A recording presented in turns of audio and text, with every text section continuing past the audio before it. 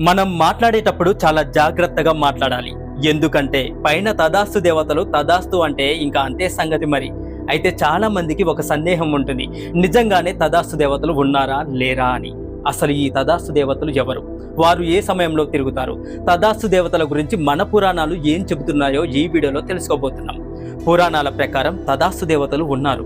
సూర్యదేవుడి భార్య అయిన సంధ్యాదేవి సూర్యదేవుడి వేడిని భరించలేక గుర్రం రూపాన్ని దాల్చి కురుదేశం వెళుతుంది.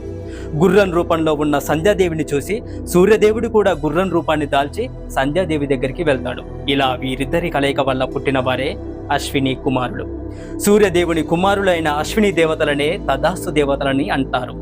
వీరు వైద్యశాస్త్రానికి అధిపతులు. అశ్విని కుమారులు ఒక చేత్తో ఆయుర్వేద గ్రంథాన్ని, మరో చేత్తో అభయ హస్తాన్ని చూపిస్తూ వేద మంత్రాలను జపిస్తూ తిరుగుతూ ఉంటారు. తథ అంటే ఆ విధంగా, హస్తు అంటే జరగాల్సిందే అని అర్థం వస్తుంది.